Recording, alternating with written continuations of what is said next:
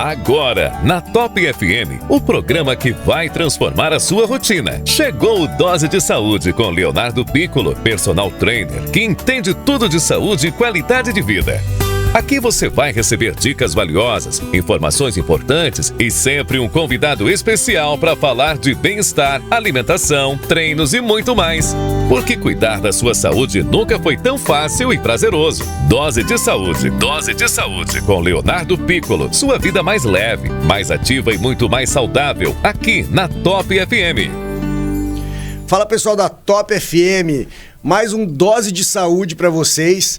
E hoje, nesse Setembro Vermelho, nada mais, nada menos que um cardiologista. Dr. Gustavo Vidotti está presente aqui com a gente hoje. Vamos falar sobre o coração. Amor? Não. Doenças, como preveni-las, sintomas e tudo mais. Né, Gu? Gu, seja bem-vindo ao Dose de Saúde. Vamos bater um papo bem bacana hoje, que são assuntos que estão bem em alta, né? É isso aí, Léo. Vamos conversar bastante, esclarecer dúvidas e poder divulgar muita informação sobre esse assunto tão importante, né, na nossa população. E primeira coisa, o Gustavo, ele tá lançando o livro, né, Gu? Fala um pouco do seu livro, como chama, do que se trata. Na verdade, a ideia do livro, são dois autores, né? Eu e o Dr. André Moro, de Marília, que é um outro cardiologista também médico do esporte. E a gente, um dia conversando, falamos como era gratificante a gente ter um paciente que mudou o estilo de vida, né? Que você fez as orientações de atividade física, de regular o estresse, de dormir bem à noite, de melhorar a alimentação. E esse paciente volta depois de um tempo com todas essas mudanças. E o quanto isso é gratificante para nós médicos. Só que no dia a dia da consulta e etc., a gente acaba atendendo um N de pacientes pequeno, perto do que a gente quer transformar. E a nossa ideia, como hoje vocês estão fazendo essa promoção em saúde, fazem sempre, a nossa ideia era justamente essa, escrever um livro para que possa atingir um maior número de pessoas. É um romance, na verdade, né? Uma história que a gente escreveu baseada em fatos, em pacientes reais, fatos reais, assim. Baseado em fatos reais. E que ficou muito interessante. E as pessoas que estão lendo estão falando pra gente que ela se viu naquela situação de alguma maneira. Então, e isso tocou a pessoa. E é isso que a gente quis no livro. E aí, quando vamos dizer assim, o ator principal do livro, né? Ele começa a mudar o estilo de vida dele, tudo melhora, a relação com o filho, a relação sexual com a esposa, o sono. Então a gente quer impactar dessa maneira, Léo. É uma forma lúdica de você conseguir passar um alerta para quem lê o livro, né, Gu? Exato, é uma forma diferente. A gente vê no consultório, Léo, que muitas vezes, naquele momento que a gente está conversando com o paciente, ele até compreende e parece que aceitou aquela ideia. Mas eu acho que no outro dia ele já esquece e aquilo vai passando. Então, é uma outra forma da gente tentar convencer as pessoas da importância da atividade física. Tem muito paciente que falta com a verdade, Gu? Que às vezes tenta esconder uma coisa aqui ou uma coisa ali? Tem bastante, Léo. Até, normalmente, quando vai acompanhante, ajuda a gente um pouquinho, né? Porque fala, tá fumando quanto? Um maço por dia. Doutor, sempre mais que isso, quase 2 maços, não sei o quê. Então, sempre acaba tendo essa mentirinha, essa roubadinha durante a consulta, tá? Mas, assim, a doença cardiovascular, ela vai se estabelecer com mentira ou sem mentira, né? Se você continuar tendo os hábitos ruins, então não tem o porquê isso acontecer durante a consulta, mas, infelizmente, acontece. Então, assim... as doenças cardiovasculares são responsáveis por cerca de 30% das mortes no Brasil. É esse dado? É maior? Vem crescendo? Léo, o que acontece? As doenças cardiovasculares é a principal causa de morte no Brasil e no mundo. Mata mais do que câncer, mata mais do que acidente, mata mais do que qualquer outra causa, tá? Então, é a maior causa no Brasil e no mundo já faz um bom tempo e continua sendo. Apesar de todo o avanço que nós tivemos na cardiologia, a gente ainda tem muita morte cardiovascular. Reduzimos bastante, conseguimos melhorar a expectativa de vida, então hoje em dia a gente consegue fazer esse paciente viver mais e melhor, mas ainda é uma taxa extremamente alta. As pessoas às vezes escutam falar sobre doenças cardiovasculares e pensam que uma doença cardiovascular é só infarto. Fala um pouquinho o que são doenças cardiovasculares e aonde que ela impacta, aonde que ela pode aparecer. Perfeito, Léo. É assim, Eu brinco no consultório que a gente é uma escadinha, né? Então existem uns fatores de riscos que a gente tem, a parte genética, que também tem uma contribuição, mas eu não gosto de me apegar muito nisso, porque a parte genética você não consegue modificar. Então a gente tem que ir atrás do que a gente consegue modificar. Então, por exemplo, tabagismo é um fator de risco, hipertensão é um fator de risco, diabetes é um fator de risco, sedentarismo é um fator de risco, obesidade é um fator de risco. Então o que a gente não pode é deixar essas doenças subdiagnosticadas, que é o que acontece. Por quê, Léo? Porque a maioria dessas doenças são assintomáticas. Então o paciente é hipertenso e não sabe que ele é hipertenso. O diabético é diabético, ele não sabe que ele é diabético e acaba não indo atrás de um tratamento, não faz um check-up, não faz uma consulta anual. E isso, hora que vem o preço, aí a conta já tá cara. E às vezes tem aquela enganação, né, Gu? Que o cara vai lá, faz os exames. Nossa, meus exames estão ótimos. Aí ele apresenta pro médico, ele fica até orgulhoso. Sedentário, obeso, fumante e olha o exame e não tem nada. Mas o risco dessa pessoa vir ter um problema e não ter mais jeito é muito grande, né? Com certeza. Porque ele olha e ele fala assim, aqui não tem nada. Não tem nada agora, mas quando tiver, pode ser fatal. Não, e assim, os exames, os exames de sangue, por exemplo, o que ele vai detectar? O diabetes, o colesterol. E se a pessoa for sedentária e tabagista, ela não vai alterar esses exames mesmo. E ela não está deixando de ter fator de risco. Então a questão é essa. A pessoa ser sedentária e tabagista, ela já tem fator de risco. Ela pode vir com todos os exames normais, mas ela tem chance maior de infartar. E é isso que a gente quer buscar desde o começo. Porque o que acontece para nós hoje, cardiologistas, Léo, que é uma angústia nossa. O paciente já vem quando a corda estourou. Ele não vem... Principalmente homem, né? São poucos pacientes que vêm, por exemplo, vim fazer um check-up anual, não tem um problema de saúde. E aí você consegue fazer uma detecção precoce de uma doença, ou fazer uma orientação melhor sobre atividade física, sobre alimentação e etc. E é nesse perfil que a gente deveria ter uma atuação muito mais forte. E assim, pensando em doença, eu separei algumas doenças aqui pra gente falar sobre, porque tem muita gente que acha que é uma coisa e não é, e é outra. Então, para começar bem do início, bem básico, o que é o infarto? Todo o nosso corpo tem que chegar oxigênio nos nossos órgãos, né? Então, o coração ele é irrigado por algumas artérias, a gente chama de coronárias. Então, o que é o infarto mais comum que a gente tem 5 tipos de infarto, mas quando a gente fala do infarto, a gente está falando do tipo 1, que a gente chama, que é a instabilidade da placa. Então, a gente tem uma placa lá na artéria do coração, por algum motivo, essa placa instabiliza e entope, ali vem juntando as plaquetas, etc., e o paciente infarta, tá? Esse é o famoso infarto. Então, o que acontece? Aquela região que é irrigada por aquela artéria, deixa de chegar sangue ali, então deixa de receber oxigênio, e aquela região morre, vamos dizer assim. A gente tem uma alteração de contratilidade. O coração deixa de bater naquela região, fica uma cicatriz. E o risco de morte é alto. É alto. Todo infarto agudo do miocárdio tem um alto risco de mortalidade. Mas mesmo se não vier a morrer, existem consequências, tem insuficiência cardíaca, risco de arritmia e etc. Por isso que eu falo que a gente tem que ser muito mais atuante na prevenção do que no tratamento do infarto por si só. Então, AVC, o que é o AVC? O AVC é a mesma coisa, é o entupimento, que é o isquêmico, né? A gente tem 2 tipos de AVC, o isquêmico, que é o mais comum, e o hemorrágico. O isquêmico é a mesma coisa, é o entupimento de uma artéria, deixa de passar sangue lá e aquela região do cérebro vai morrer, não vai mais funcionar adequadamente. O AVC hemorrágico muda um pouquinho a fisiopatologia. Existe um rompimento de uma artéria, normalmente causado por hipertensão de longa data, hipertensões muito altas, mal controladas. Aí é um outro mecanismo. E esse é ainda mais fatal. Insuficiência cardíaca. O coração, Léo, ele funciona como se fosse uma bomba. Então tem que entrar sangue dentro dele e ele vai ejetar o sangue. Então existem vários motivos, o infarto é um deles, que o coração deixa de ter esse papel legal. Então ele começa a apresentar dificuldade em bombear. O papel de bomba dele acaba se perdendo. Coração preguiçoso. Quase isso. Então a gente tem, assim, por exemplo, as doenças valvares, doenças isquêmicas, que são infarto, doença de Chagas, que no Brasil ainda é muito comum. Todas essas causas podem levar à insuficiência cardíaca, que nada mais é dessa falha da bomba do coração. Arritmia. A arritmia é uma doença que pode ser benigna, tá? Então, a gente brinca que todo mundo faz umas batidinhas erradas durante o dia, isso é normal, etc. Mas existem algumas arritmias malignas, principalmente de quem já infartou ou quem tem alguma doença estrutural no coração.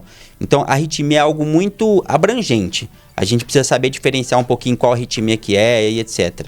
Por exemplo, arritmia você está praticando um exercício físico e de repente a sua frequência sobe de uma maneira assim desacerbada, que você não tem controle, ela passa de 200 batimentos por minuto e ela volta do nada. Isso a gente precisa definir se é só uma aceleração do coração em ritmo sinusal, que é o ritmo normal do coração, ou se realmente foi uma arritmia para a gente falar se é patológico ou não. Porque às vezes eu posso elevar por um descondicionamento ou alguma outra coisa a minha frequência normal do coração e ela subir bastante. Mas pode também ser uma arritmia. Aí eu tenho que fazer um teste ergométrico, um traçado eletrocardiográfico durante o esforço para eu poder dar esse diagnóstico. Mas arritmias induzidas pelo esforço normalmente requerem muito cuidado. Uhum. E a arritmia, independente se você está fazendo um exercício físico ou uma atividade física, ela sempre vai estar presente, ou não? Não. É só quando a frequência sobe? Na verdade, assim, a gente tem arritmias que são persistentes. Por exemplo, existe uma arritmia muito comum, chama-se fibrilação atrial. A gente controla a frequência do paciente, ele fica sempre em fibrilação atrial. Então, quando ele for fazer o esforço, a frequência dele vai subir em arritmia, mas é uma arritmia controlada, né? Então, a gente precisa diferenciar isso no esforço. Mas quando o paciente tem um ritmo sinusal, ou seja, o coração dele funciona bem e no esforço ele desencadeia uma arritmia, isso normalmente requer cuidado, é sinal de alerta e precisa de investigação, principalmente para a parte de coronariopatia, de doença isquêmica do coração. Hipertensão. Que hipertensão, muitas pessoas têm dúvida, né? Sobre hipertensão. Qual é a característica do hipertenso? O que é a hipertensão? Então, assim, a hipertensão, a elevação, como o próprio nome já diz, né? Dos níveis pressóricos, isso provoca uma disfunção endotelial. Então, assim, o vaso não gosta de receber toda aquela pressão. Então, isso provoca toda uma cascata inflamatória nas nossas artérias e etc., que vai aumentar muito a chance de infarto agudo do miocárdio, de acidente vascular cerebral. Então, a hipertensão é um fator de risco muito grande para essas doenças, além de levar, por exemplo, a doença renal crônica. O paciente no futuro evoluir para uma hemodiálise. Então, a hipertensão ela precisa ser diagnosticada e bem tratada. E o que, assim, é uma angústia mesmo, Léo, mais preocupa, ela é silenciosa. O paciente fica com pressão 18, 10 sem sentir nada. Se ele não procurar atendimento, ou se ele não medir a pressão por curiosidade, por autocuidado, ele não vai fazer o diagnóstico. E aí nós vamos perder muito tempo de tratamento e a gente pode ter consequências graves. Quanto que é a pressão arterial que eu posso considerar que a pessoa já é hipertensa? A gente tem hoje o diagnóstico acima de 14/9 em 2 aferições, tá? O que acontece, Léo? A gente vem mudando muito isso. Os estudos vêm demonstrando que poucos níveis elevados de pressão arterial já estão fazendo mal a longo prazo. Então, cada vez esses valores têm diminuído. Eu não sei se você viu recentemente umas publicações falando do 12/8 já não é mais normal. Vi. Então, assim, a gente vem ficando cada vez mais rigoroso, mais criterioso no tratamento, tá? A gente quer realmente um controle maior dessa pressão arterial, porque a gente viu que se não controlar, a repercussão vai chegar. Mas o 12/8 caiu também ou não? Não, assim, isso é muito individual. Vai depender do perfil de risco do paciente, da idade do paciente. Porque o que acontece é assim, Leon, eu falo dessa maneira para os meus pacientes mais idosos. As nossas artérias, elas funcionam como se fosse aquela mangueira branca antiga, que vai ficando dura, vai ficando rígida. Deixa no sol. Nossas artérias são iguais. Flexibilidade não tem mais. Isso, então... Aquela que você esquece na roda que você enrola na roda do carro pendurada na parede ali. Exatamente, essa mesmo.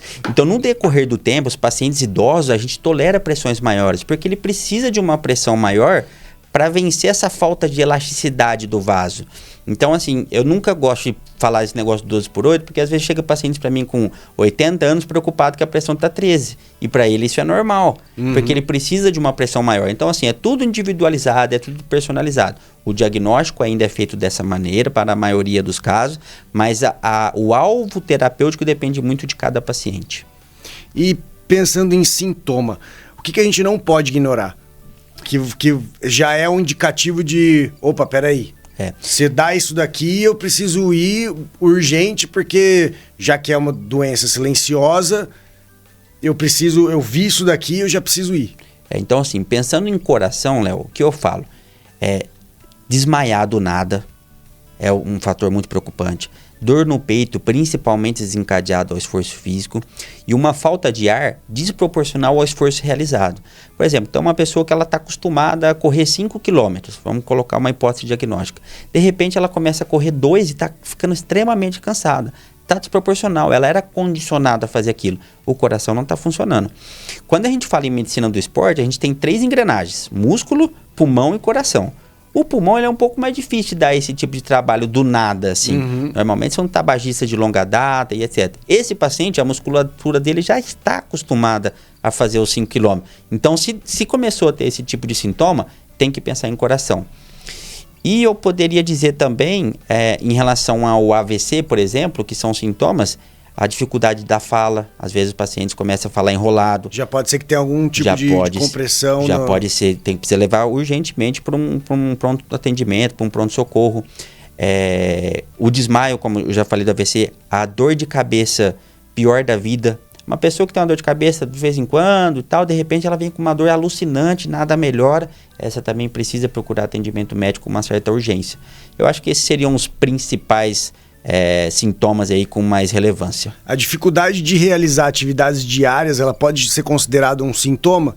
Por exemplo, a senhora que varre todo dia a calçada na frente de casa, começou a ter uma fadiga, começou a ter um cansaço excessivo, pode ser que seja um sintoma. O cara que lava o carro ali uma vez por semana, ele está acostumado a fazer aquela atividade semanal ou diária dele, sentiu um cansaço, uma fadiga excessiva. Isso pode ser um sintoma? Com certeza, é desproporcional. Ele já está acostumado com aquele esforço e de repente aquilo passa, ele não consegue mais se adaptar àquele esforço. Então isso sim eu considero um sinal de alerta. Eu acho que precisa de investigação. Por exemplo, se eu tiver uma pneumonia, eu vou sentir um cansaço maior do que eu sentia antes. É uma causa desses sintomas, mas pode ser também coração. Não estou tendo tosse, não estou com febre, não estou com nada e comecei a ter essa falta de ar desproporcional. Preciso de uma avaliação. E assim, a gente fala muito sobre atleta de final de semana, né? Que tem muito. Qual é o risco para o atleta de final de semana não fazer atividade física, exercício físico durante a semana, não tem uma rotina de treino e ele vai pro final de semana jogar a bola dele? Qual é o risco que ele tem? A gente sabe hoje, Léo, que a avaliação pré-participação, que é assim, todo mundo que vai fazer atividade física começar a fazer, ou quem já faz e vai fazer moderada a alta intensidade, deveria passar com o médico, seja um cardiologista, um médico do esporte ou até o clínico geral. Na Itália isso virou lei e diminuiu a chance de morte súbita de maneira muito grande, tá? Então o mais importante é esse, ele pode até ser um atleta de final de semana, mas ele precisa de uma avaliação médica com anamnese, exame físico e eletrocardiograma. A depender do que encontrar nesses dados, aí o médico pode solicitar alguns exames complementares. Mas essa avaliação inicial é de suma importância. Porque se ele não tem, o risco é muito alto. A incidência é muito grande, né? De óbitos aí. Você vê em corrida, acontece muito, o cara que não se prepara e acha que dá. Você, eu acho que dá para eu correr 10, eu acho que dá para correr 5, eu acho que dá para jogar 90 minutos de futebol. Eu ia falar isso, Léo, assim, infelizmente, o que acontece no meu consultório, por exemplo? Quando existe uma morte na corrida, como teve uma recentemente em Porto Alegre, de um menino que era dia do aniversário dele, que acabou comovendo muita gente pela idade e etc. Aí o consultório enche, eu corro, precisava ver como é que tá. Infelizmente, o start é a hora que acontece. Tem que esperar acontecer uma tragédia. Uma tragédia para as pessoas startarem e estarem procurando ajuda. Então, o que a gente fala se você faz uma atividade moderada ou alta intensidade, procure um médico para que faça uma avaliação pré-participação. Porque esse menino, por exemplo, se ele tivesse feito um eletro, já ele teria sido diagnosticado com a doença que ele tinha. Porque ele tinha uma doença que é a principal causa de morte súbita abaixo dos 35 anos no esporte. Chama doença, uma miocardiopatia hipertrófica. Não sei se você vai lembrar, do Serginho do São Caetano, que morreu no Morumbi. Ele tinha miocardiopatia hipertrófica. Eu acho que foi o caso mais famoso, né? Que mais fez, emblemático. Fez mudar muita coisa. Exatamente. E ainda é muito ruim, viu, Léo? Em tudo. Avaliação pré-participação, a gente não está fazendo o que deveria fazer. Atendimento médico durante essas atividades. Hoje em dia existe até uma certificação de que você é apto a atender urgência e emergência no esporte. Eu tenho essa certificação. E eu não estou lá dentro do estádio. E quem está lá não tem essa certificação. Então a gente precisa começar a exigir esses protocolos para que a gente possa melhorar o nosso atendimento. Porque quando uma pessoa tem uma parada cardiorrespiratória no esporte, a chance de sobrevivência dela já é baixa. Se o atendimento não for perfeito, aí é quase zero. E falando ainda sobre isso, sobre esse assunto, pessoas jovens, o risco também acaba sendo muito maior de você salvar, de você não conseguir ter uma recuperação por conta da idade, porque os vasos ainda têm uma elasticidade boa, e quando você é mais novo, por essa elasticidade ser boa, você ter um caso de infarto, ele acaba sendo bem mais grave. O que acontece no jovem que infarta, Léo, é o seguinte. Quando a gente começa a ter placas nas artérias do coração, o nosso corpo é muito inteligente. Ele começa a criar uns vasos novos para preencher aquela irrigação, que a gente chama de vasos colaterais. Então tá entupindo ali, vai entupindo devagarzinho. Só que aí o nosso corpo vai apresentando uns vasos novos para poder suprir aquela demanda que está sendo diminuída. E o jovem, ele não tem esses vasos colaterais. A hora que ele infarta, a hora que entupiu, nenhum outro vaso vai ajudar a suprir aquele território. Então, dependente da onde ele infartar, a chance dele evoluir de maneira fatal é maior. Por isso que a gente fala que o infarto em jovem normalmente é mais fatal do que o infarto no idoso. E assim, o que aumenta o risco de uma pessoa ter uma doença do coração?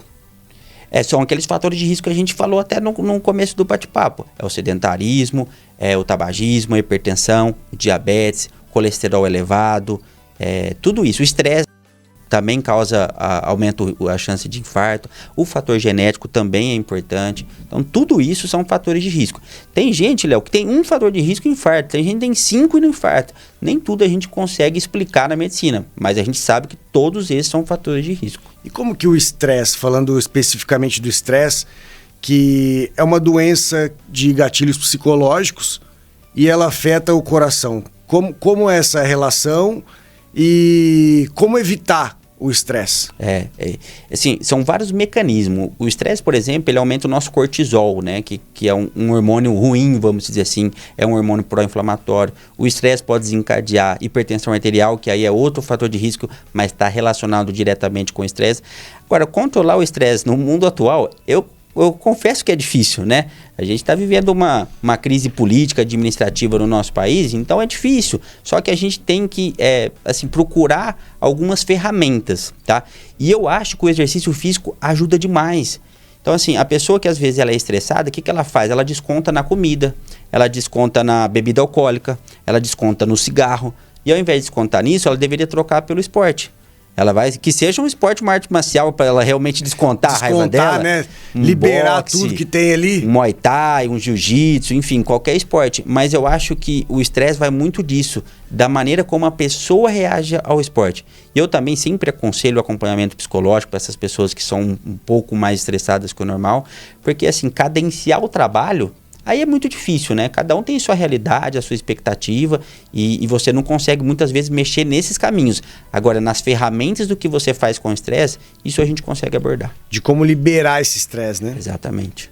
E a atividade física, o exercício físico acho que é o melhor, o remédio mais indicado, né, Gu? Eu acho que a atividade física eu chamo de pílula mágica, né? Na medicina a gente demora 10, 20 anos para criar uma medicação, gasta bilhões de reais para melhorar uma coisa ou outra, e a atividade física está aí praticamente de graça para todo mundo, né? Então eu acho que eu insisto muito em relação à atividade física, até por isso que estamos com um livro aí. E quais mudanças de hábito, falando mais sobre o que a pessoa pode fazer por ela, né? Qual é a mudança de hábito que você acha que pode proteger o coração? De uma forma geral. Eu acredito muito em alguns pilares. Por exemplo, o check-up anual. Por quê? Porque a gente faz detecção precoce de doenças. Diabetes, colesterol, hipertensão e etc. Eu acho que esse é um pilar.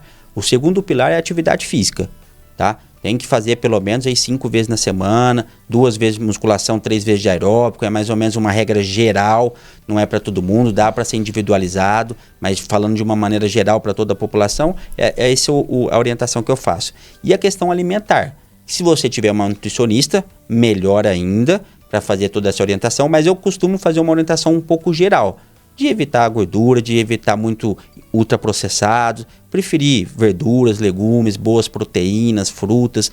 Eu acho que, falando de uma maneira geral, não individualizada, esses seriam os principais pilares. E, mais uma vez, a atividade física deveria ser obrigatória. Eu brinco assim, ó, as pessoas falam, eu não tenho tempo, doutor, eu não consigo, minha vida é corrida. A gente arrumou tempo para escovar dente, porque é obrigatório.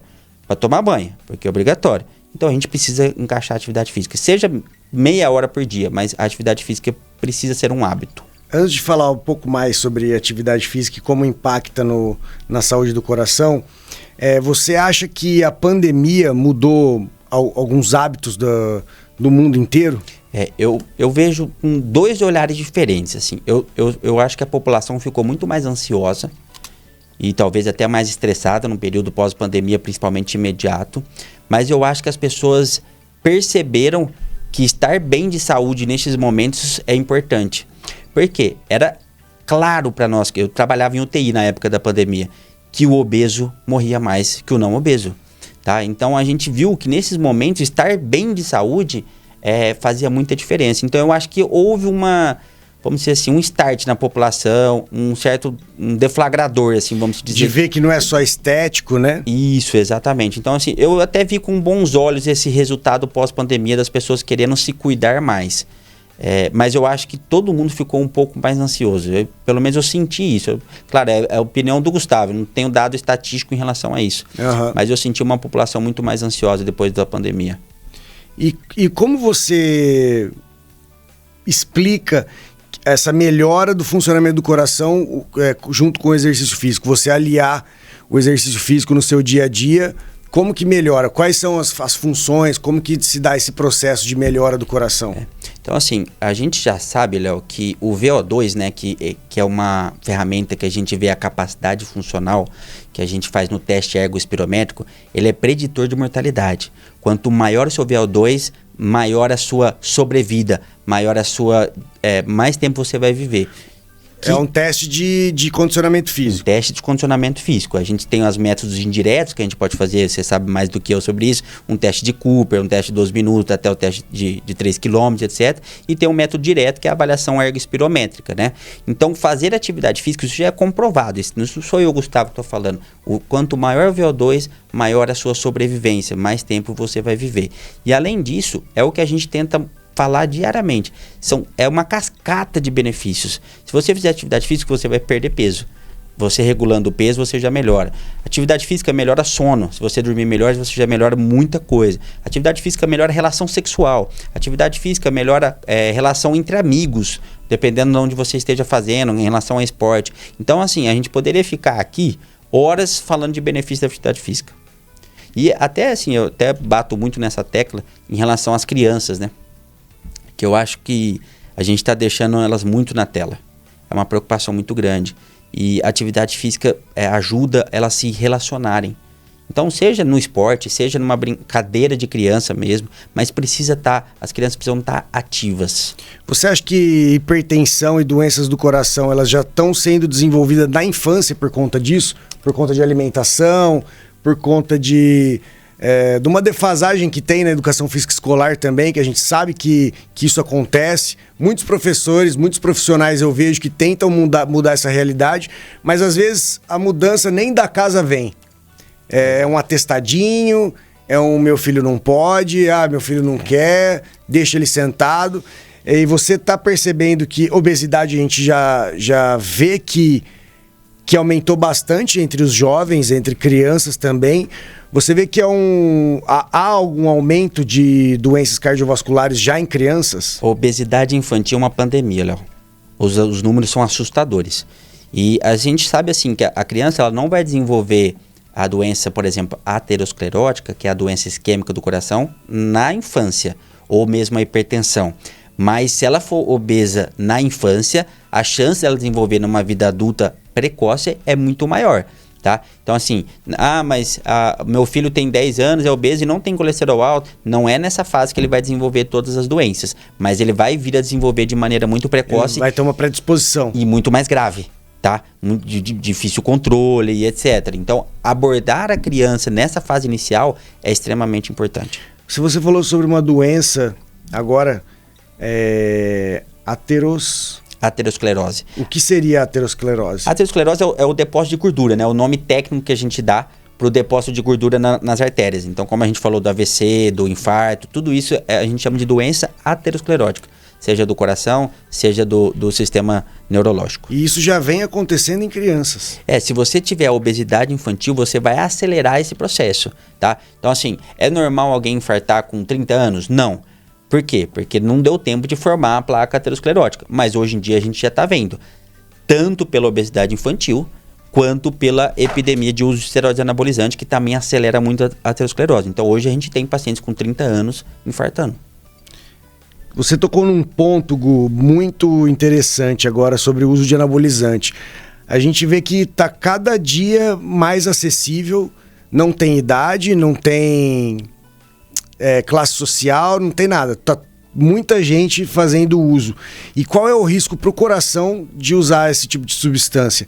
Com orientação e sem orientação, o risco acaba sendo maior. É assim, Léo, usou dose suprafisiológica, vai ter efeito colateral, tá? A gente sabe que a terapia de reposição, ou seja, para quem tem testosterona baixa e sintomas que a gente chama de hipogonadismo, esse sim tem até benefício de fazer a reposição.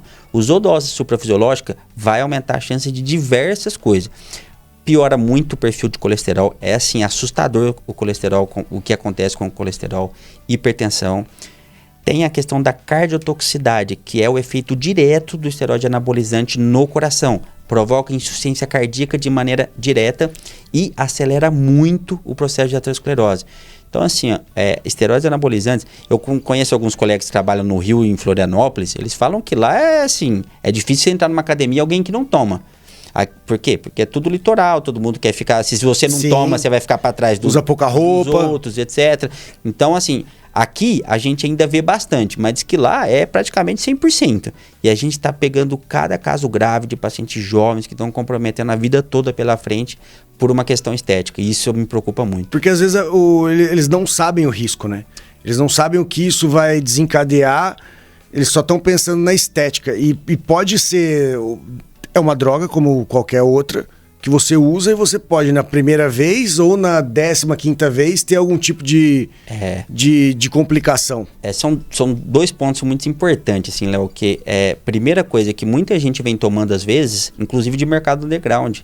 Tipo assim, o cara produz no fundo do quintal aquela substância, nem sabe o que você está tomando direito, muita falsificação e já é um problema muito grande, né? E o que acontece também é que existe a lua de mel, que é o começo do esteroide anabolizante, que é maravilhoso. Você melhora a capacidade funcional, você melhora a força, você melhora... Como toda droga, né? Como toda droga. Aí a pessoa começa a baixar aquela lua de mel, ela vai começando a pôr mais drogas, que a gente chama de empilhamento. Quanto mais empilhamento e mais droga, mais a chance do efeito ser deletério. E a gente fala sobre anabolizante e doses suprafisiológicas. E sobre os remédios, medicação de emagrecimento, Gu, tem algum tipo de estudo das canetinhas? Se tem algum tipo de substância que interfere no funcionamento do coração, que pode trazer algum tipo de risco? Ou ainda não tem nada comprovado nesse sentido? Na verdade, o que acontece, Léo? Agora vai ter gente se descabelando aí, hein? Ei, olha lá. Na verdade, a notícia é boa, viu? Então tá bom. Há 20 anos atrás, foi criada uma medicação para o diabetes e depois que começou a ser usada a medicação já aprovada e etc., eles viram que essa medicação estava aumentando o risco cardiovascular. A partir disso, o FDA, que é o órgão regulador americano, falou assim, todo remédio para diabetes vai ser obrigado a promover um estudo falando da segurança cardiovascular. E aí nós tivemos, há pouco tempo atrás, uma das medicações que hoje em dia estão muito famosas também, mas não é para emagrecimento, que é a empaglifosina, dapaglifosina, que elas... Para fazer o estudo para comprovar a segurança cardiovascular, mostrou benefício cardiovascular. E as canetinhas entraram no mesmo rumo. Tiveram benefício cardiovascular, diminuição de mortalidade por todas as causas e por causas cardiovasculares. A gente chama isso de desfecho duro. Então, os estudos mostraram que elas diminuíram a mortalidade, tá? A única coisa, assim, que os estudos são bem desenhados. Os pacientes tinham indicação da medicação. O que está acontecendo é que estão extrapolando. E o que acontece assim, a gente sabe, vocês educadores físicos, etc., sabem que a massa magra é muito importante. Então, a pessoa está com começo de sobrepeso, IMC de 25, uma bioimpedância não tão redonda, ela está entrando na caneta. O cara quer perder 2 quilos, 3 quilos, 5 quilos. E ela está entrando na caneta e está perdendo tudo. Está perdendo gordura, mas também está perdendo muita massa magra. E isso é preocupante a longo prazo. Então, o único alerta que eu tenho em relação à caneta é esse, em extrapolar a sua indicação. E o segundo ponto é a questão da manipulação, que agora a Anvisa proibiu qualquer manipulação de semaglutida, que era uma das canetas que estava sendo muito manipuladas em drogarias de manipulação, não o medicamento original, e isso foi proibido, tá? Então, são os dois alertas que eu faço, extrapolar a indicação e a manipulação. Porque assim, quando você usa esse tipo de medicamento, e você precisa perder 30, 40, 60 quilos para você conseguir ter uma vida funcional, eu acho que é maravilhoso. É maravilhoso, ele te dá resultado. E pode ser que você vai perder massa magra nesse processo, mas tudo bem, massa magra a gente consegue recuperar. Agora você tomar um tiro curto para um casamento, você vai tomar uma viagem, eu acho que você expõe o seu corpo a um risco desnecessário. Não tem necessidade de você arriscar a sua saúde, a você ter...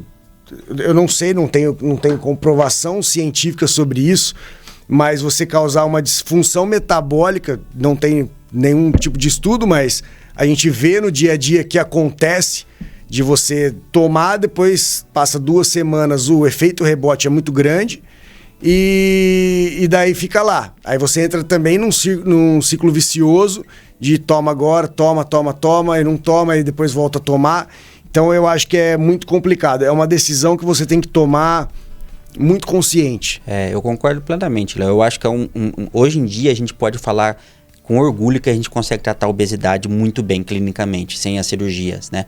Não acho que a gente vai excluir as cirurgias, que alguns casos ainda vão ser cirúrgicos, mas hoje a gente tem muita ferramenta para trabalhar a obesidade. E isso é muito bom, é muito benéfico. A questão é, estão extrapolando as indicações. Aí passa a ser ruim, porque aí você tem muito mais a chance de ter efeito colateral do que os benefícios que a droga, que o medicamento pode te fornecer, vamos dizer assim. Então, assim, são medicamentos maravilhosos. A molécula, estou falando da molécula, não estou falando do nome comercial, semaglutida, acabou de sair um estudo essa semana falando de melhora de algumas doenças hepáticas, que a gente chama de MASH. Já tem estudo falando de Alzheimer, de tão legal que essa molécula é. Então, assim, veio para mudar mesmo radicalmente o nosso tratamento em relação à obesidade, em relação à diabetes. Mas a gente precisa trabalhar com as indicações, saber dos efeitos colaterais, o acompanhamento médico, tudo isso se faz necessário nesse tipo de medicação. Gustavo, e falando sobre alimentação, entrando um pouco mais a fundo na alimentação, qual que é a relação da má alimentação com as doenças cardiovasculares? Alimentos que eu preciso evitar, que eles têm alto poder de inflamação ou que eles podem causar serem muito prejudiciais para o coração. Então assim, eu até falo sempre isso, como que é natural, que você já vai estar acertando boa parte, tá? Então, a alimentação ela tem que ser baseada em saladas, verduras, legumes e boas proteínas. Gustavo, posso comer o carboidrato? Não só pode, como deve. O carboidrato é uma fonte de energia, tá? Mas o que a gente tem errado muito? Na quantidade, principalmente de carboidrato, e nos tipos de alimento. Hoje, por que os Estados Unidos vive aquela pandemia de obesidade, até maior que a nossa aqui? Por conta dos fast foods, por conta dos ultraprocessados. E a gente está indo para o mesmo rumo. A gente demorou um pouco mais, mas nós estamos indo para o mesmo rumo. Então é muito salgadinho, é muita bolacha, é muito biscoito, é muito coisa industrializada. E isso é muito ruim.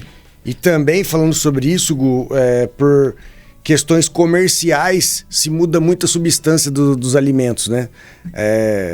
Leite em pó, às vezes, não é mais leite em pó, bebida láctea.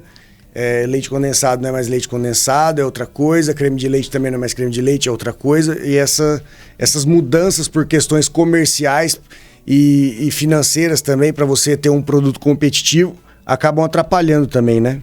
Exatamente. E assim, eu até brinco com isso. Você pega uma foto de São Paulo, lá na Paulista, de 1950, ou qualquer outra foto de algum familiar de vocês aí em casa. Como é que era o perfil da população? Era todo mundo magro. Por quê? Eram alimentos naturais e as pessoas não tinham essa facilidade, por exemplo, do iFood, do Uber, não sei o quê. Caminhavam, faziam sua atividade física de maneira informal ou não e comiam alimentos naturais. Então, olha como a gente se transformou em 50, 60 anos com o avanço da tecnologia, com os alimentos industrializados. Então, a gente tem que tomar um pouquinho de cuidado com isso. Hoje é tudo muito fácil, né?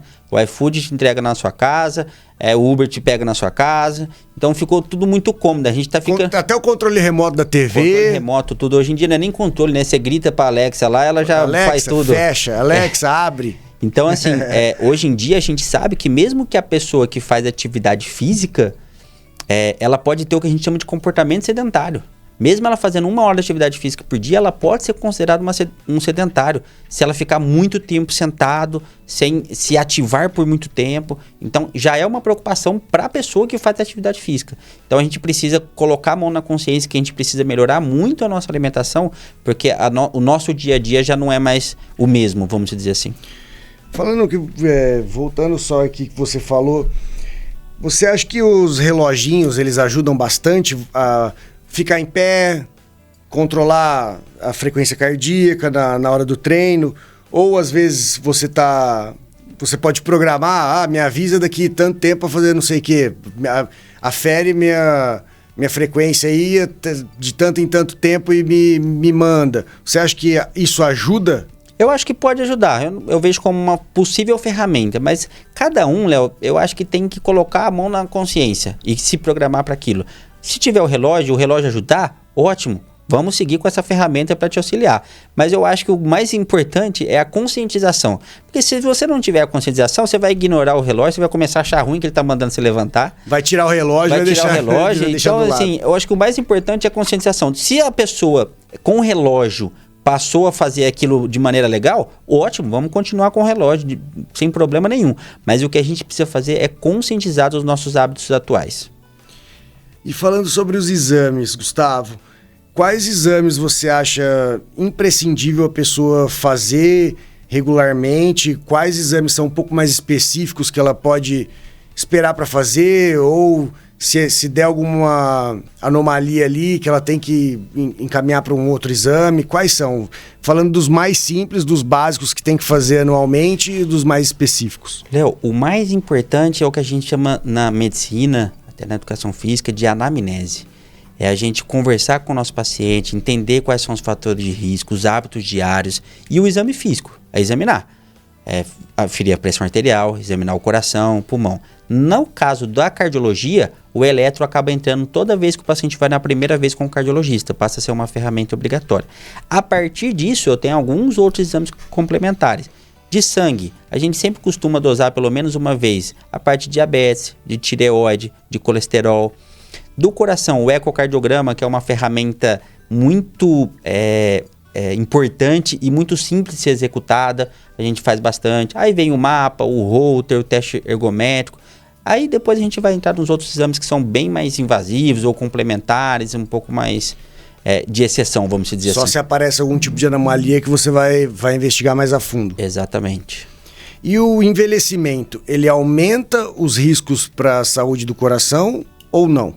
Ele aumenta, tá? Então, o que a gente falou no começo é que o infarto no jovem, ele acaba sendo mais fatal, mas o passar dos anos, você aumenta a chance de desenvolver a doença aterosclerótica, o depósito de gordura, além da questão de perda de elasticidade do vaso, a rigidez arterial e tudo isso. Então, a gente, com o passar dos anos, aumenta a chance de ter essas doenças estabelecidas.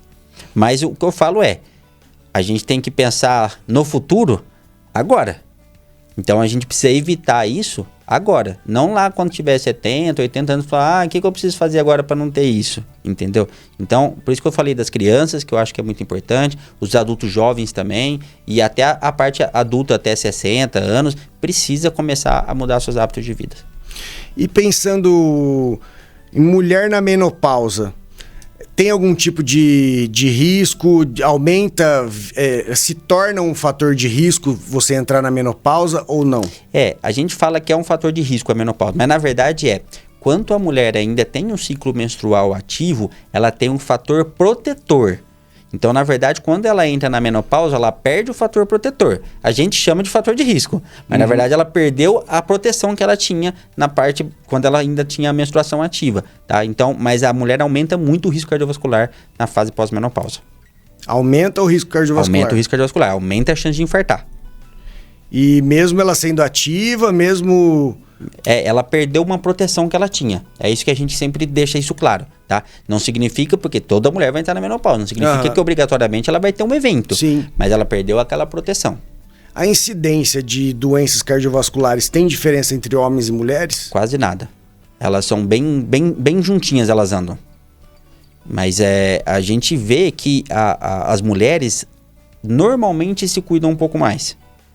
Então, os homens têm doenças mais graves, vamos dizer assim. Tá? Espera chegar no talo, quando tá... O homem não gosta de ir no médico de jeito nenhum. Então, existe toda essa questão social, vamos dizer assim. Mas a gente não tem grande diferença estatística. Gustavo, qual seria a mensagem que você deixa para todo mundo que está assistindo a gente no YouTube ou que está ouvindo a gente na Top FM pela rádio? Olha, Léo, a gente poderia... Primeira coisa, ler o livro. Mais movimento, mais vida, vamos mudar a sua. É um livro bem tranquilo de leitura. Onde que acha o livro? Hoje a gente está na livraria de Marília, a gente está em negociação com as livrarias de Bauru e está na Amazon também, tá?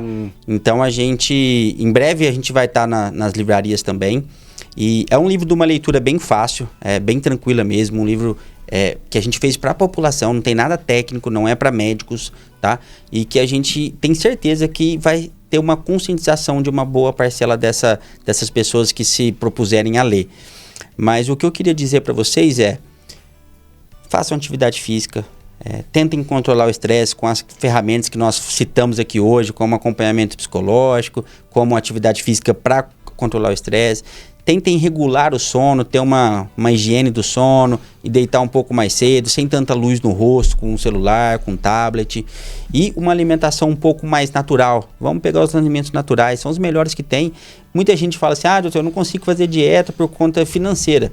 Os alimentos naturais são os melhores. As pessoas estão comprando barrinha de cereal a R$12 ao invés de comer arroz e feijão. Entendeu? Então, alface. Um alface. Então, assim, essa troca não é financeira, tá? É opção. Então, a gente precisa começar a olhar dessa maneira. Porque gosta, né? Eu vou comprar isso porque eu gosto. Vou fazer não sei o quê. O velho e bom arroz e feijão e uma boa proteína, gente, faz bem para todo mundo. Ô, Gustavo, suas redes sociais, onde o pessoal pode te encontrar... O meu Instagram é Dr. Gustavo Cardiologista, tá? Então pode entrar lá. E eu atendo na Campara, meu consultório é lá dentro, a gente faz alguns exames lá dentro. Então, quem quiser me procurar, pode mandar mensagem no Instagram também que a gente responde. Se quiser marcar, dá para entrar no próprio link do Instagram, já consegue acessar o WhatsApp da recepção lá para marcar consulta. Fico sempre à disposição. Esse foi o papo com o Dr. Gustavo Vidotti, foi muito bacana, pessoal, e a mensagem que fica prevenir é sempre o melhor remédio.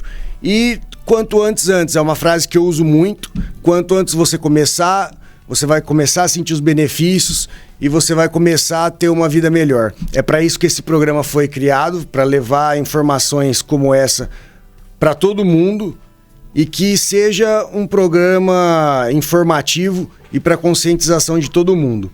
Esse foi o Dose de Saúde de hoje com o Dr. Gustavo Vidotti. Muito obrigado pela sua presença, Gustavo. Eu que agradeço o convite, Léo. Eu amo falar sobre saúde, ainda mais saúde cardiovascular, um bate-papo bem tranquilo aí.